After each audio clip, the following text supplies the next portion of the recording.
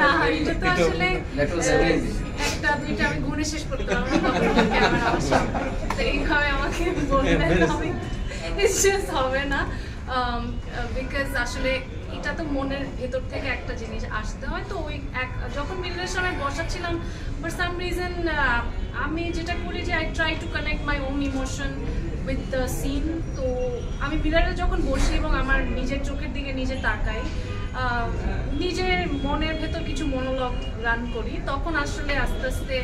আমার নিজের কিছু পার্সোনাল এক্সপিরিয়েন্স সাথে ফাতিমা বা সুবর্ণার পার্সোনাল এক্সপিরিয়েন্স সব কিছু মিলে ওইটা একটা অর্গানিক রিয়াকশন ছিল এবং ওটা একটা টেকেই আমরা ওকে করেছিলাম সো লাকিলি ওই সময় আসলে সব সময় হয় কি সব শট ওরকম ভালো শট হয়তো হয় না বা ওই শটটা তারপর আমার কাছেও ভালো লেগেছিল আসলে সো সব কিছু মিলে আর ওই শটটা ওই সময় হয়ে গেছে thank you that you like cinema নায়িকা হিসেবে আপনাকে মানুষ চাচ্ছে বেশি আপনার মানে পরিকল্পনা শুনতে চাই আপনি আমি আসলে কোনোভাবে পরিকল্পনা করে কাজ করি না আমার কাছে যখন যেটা ভালো স্ক্রিপ্ট আসে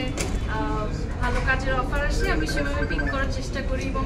আমি তো অনেকদিন ধরেই বলছি যে আমি আসলেই একটা সিনেমা করতে চাই আমার প্রত্যেকেই জিনিস করতে ভালো আপনার সিনেমা কবে আসবে তো at least I am so glad যে সিনেমার স্টার্টিংটা তো হলো এখন আশা করছি সামনে ভালো স্ক্রিপ্ট পেলে ভালো অভিনয়ের জায়গা ভালো ডিরেক্টর সব কিছু মিলে বড় পর্দায় ভালো কাজ করার সুযোগটা পাবো মানে আমার জন্য দোয়া করবো সিনেমায় রেগুলার হওয়ার কি ইচ্ছা আছে কিনা রেগুলার বলতে আসলে রেগুলার টার্মটা আমি ঠিক জানি না কিভাবে ডিফাইন করতে হয় বিকজ এখন রেগুলারিটি মানে যদি হয় যে হ্যাঁ আমার বছরে এতটা সিনেমা করতে হবে বা একটার পর একটা সাইন করে যাব কিন্তু সিনেমাটা হয়তো ওরকম প্রত্যাশা অনুযায়ী হবে না সেই রেগুলারটা আমি করতে চাই না কিন্তু যখনই কোনো সিনেমা করি হয়তো কোনো না কোনো একটা